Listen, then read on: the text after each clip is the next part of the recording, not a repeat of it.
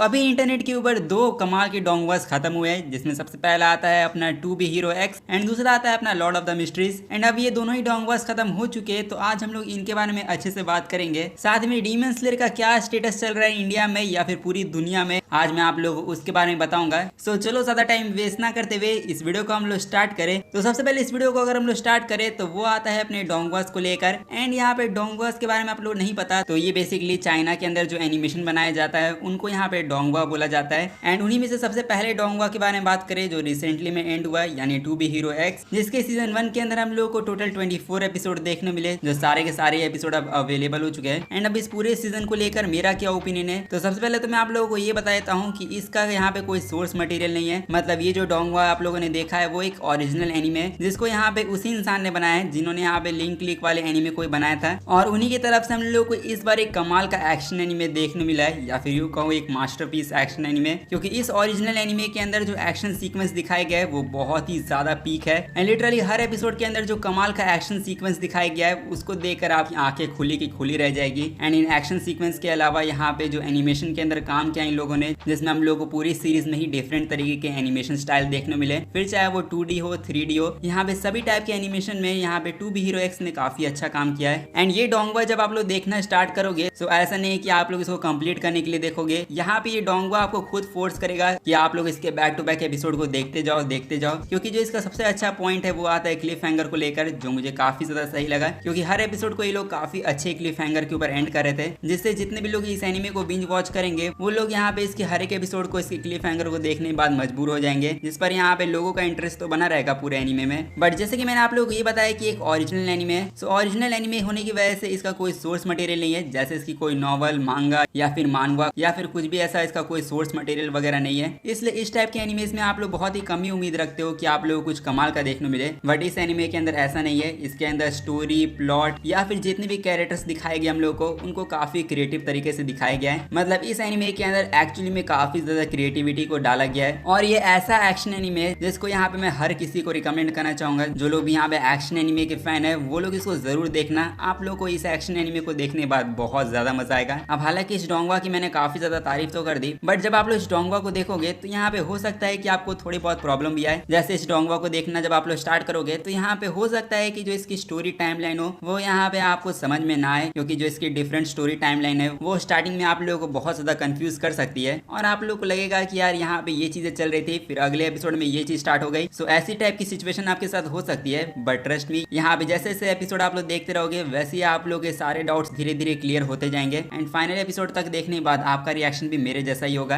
And मेरे नजर में तो ये 2025 का बेस्ट एक्शन एनिमे है, जिसको यहाँ पे अगर ओवरऑल रेट करने की बात रही तो मैं इसके पूरे सीजन को ओवरऑल यहाँ पे 9.6 आउट ऑफ 10 की रेटिंग दूंगा, जो डेफिनेटली मेरे नजर में ये anime of the year contender है। एंड इसी के बाद सीजन 2 के लिए तो मैं तो बिल्कुल भी इंतजार नहीं कर पाऊंगा। एंड यहाँ पे सीजन 2 से मुझे याद है तो मेरी पिछले वीडियो में यहाँ पे बहुत सारे लोग कमेंट कर रहे थे टू बी हीरो एक्स के सीजन 2 को लेकर, एंड काफी सारे लोग ये जानना चाहते थे कि टू बी हीरो एक्स का सीजन 2 आएगा या नहीं। सो देखो, मैंने आप लोग कहा है कि एक ओरिजिनल एनिमे है, और ओरिजिनल एनिमे के सीजन 2 या फिर सीक्वल वगैरह आते नहीं ज्यादातर, but to be hero X के साथ ऐसी सिचुएशन नहीं है, क्योंकि टू बी हीरो एक्स के जो डायरेक्टर है उन्होंने ऑलरेडी कंफर्म कर दिया है कि उन्होंने टू बी हीरो एक्स को यहाँ पे 48 एपिसोड के लिए प्लान किया था, जिसमें से जो 24 एपिसोड है वो हम लोग को अभी देखने मिल चुके हैं, जिसमें उन्होंने ये भी मेंशन किया था कि जो सीजन 1 हम लोगों ने देखा था वो यहाँ पे ज्यादातर हीरोज के बिल्डअप के ऊपर यूज किया गया है, और अब जो बचे हुए 24 एपिसोड है वो हम लोग को हीरोज के बीच में बैटल देखने मिलेगी। एंड इसका मतलब आप लोग समझ रहे हो क्या है यहाँ पे, इसका मतलब ये है कि अब हम लोग को टू बी हीरो एक्स का सीजन 2 भी देखने मिलेगा,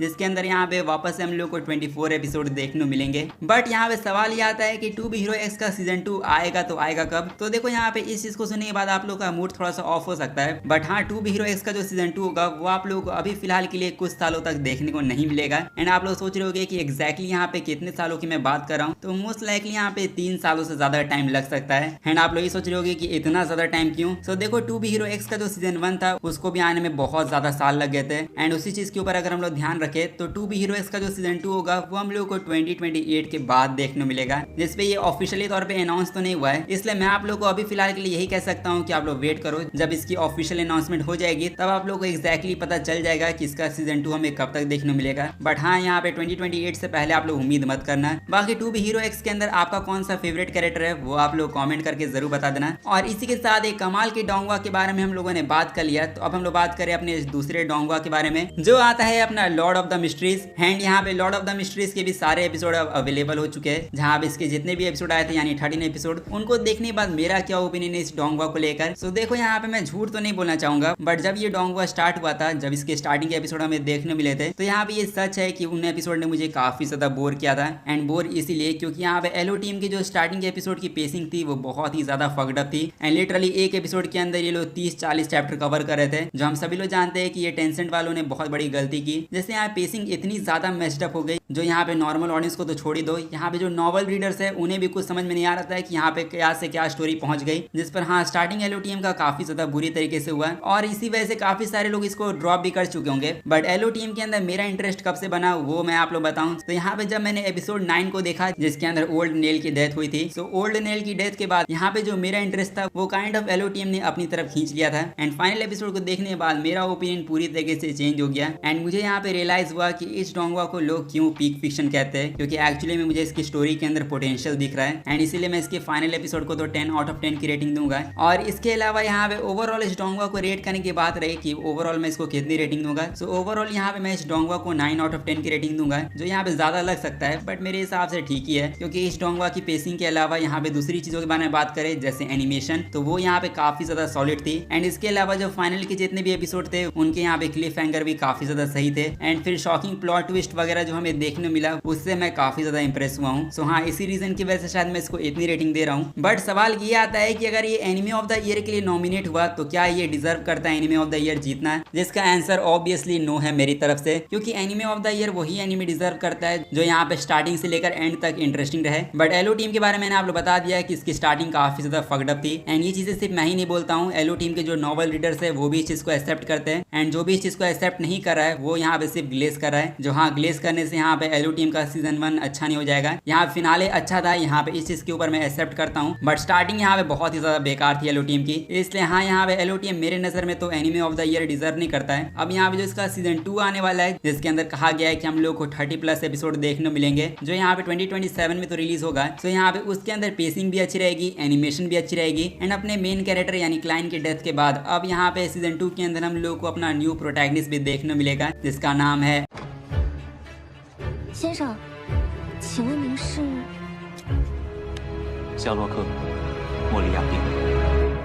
एंड हाँ ये वाला जो फाइनल एपिसोड के बाद पोस्ट क्रेडिट सीन देखने मिला है, इसको देखने के बाद आपका तो पता नहीं बट मुझे गूज़बम्प आ गए थे। तो सीजन 1 तो बेकार था, बट यहाँ पे सीजन 2 को देख के लगता है कि वो काफी ज्यादा अच्छा जाएगा। सो अगर उसको एलो टीम के फैंस कहेंगे कि एनिमे ऑफ द ईयर मिलना चाहिए, सो उस पर यहाँ पे मैं एग्री कर सकता हूँ, बट सीजन 1 के लिए तो बिल्कुल भी नहीं। इसलिए हाँ अब आप लोग क्या ओपिनियन है एलो टीम को लेकर वो आप लोग कॉमेंट में जाके बता सकते हो। बट अब डोंगवास को साइड में रखो, यहाँ पे अब हम लोग बात करते हैं अपनी कुछ मांगा अपडेट्स के बारे में, जैसे 2.5 एडुकेशन। अगर ये वाली सीरीज आप लोगों ने देख रखी है और अगर आप लोग इसके मांगा को भी रीड कर रहे हो तो मैं बता दूं कि सीरीज ऑफिशियली तौर पे यहाँ पे अपने फाइनल आर्क के अंदर एंटर कर चुकी है। और हाँ इसका फाइनल आर्क यहाँ पे इसके चैप्टर 194 के साथ स्टार्ट हो चुका है। सो देख के लगता है कि ये सीरीज भी यहाँ पे अगले साल तक खत्म हो जाएगी। एंड इसके अलावा अगर आप लोग ताकीहिको इनोई की मांगा के फैन हो, जिनको आप लोग अच्छे तरीके से जानते होंगे क्योंकि ये वही इंसान है जिन्होंने स्लैम डंक और वेगाबॉन्ड जैसी मांगा को बनाया है। एंड उनकी तरफ से एक और मांगा सीरीज जिसका नाम है रियल। सो इस मांगा का जो न्यू चैप्टर होने वाला है वो आप लोग को 25 सितंबर के दिन देखने मिलेगा, जिसका मतलब आज से करीब 9 दिन बाद आप लोग को इसका न्यू चैप्टर देखने मिलने वाला है। एंड अब इसी के साथ अब हम लोग बात करें अपने लास्ट अपडेट के बारे में, जो आता है Demon Slayer Kimetsu no Yaiba Infinity Castle part 1 Akaza's return. So हाँ इसी मूवी को लेकर आप लोग पूछ रहे थे कि इसका क्या स्टेटस चल रहा है इंडिया में या फिर ग्लोबली तौर पे इसका क्या स्टेटस है, उसके बारे में जरा डिस्कस करें। जैसे यहाँ पे क्या आप लोगों को ये पता है कि मूवी इंडिया में ही नहीं यहाँ पे पूरी दुनिया में ही नंबर 1 पर चल रही है, और हाँ ग्लोबली तौर पे ये फिल्म नंबर 1 पर है। ये चीजें यहाँ पे खुद सोनी पिक्चर्स ने कंफर्म की है। और अब जरा कलेक्शन वाइज बात करें कि इसने कितना कलेक्शन किया है। सो यूएस के मार्केट के अंदर तो इसने रिकॉर्ड ब्रेक कर ही दिया है, जहाँ पे ओपनिंग वीकेंड में यहाँ पे यूएस के बॉक्स ऑफिस में इसने $70 मिलियन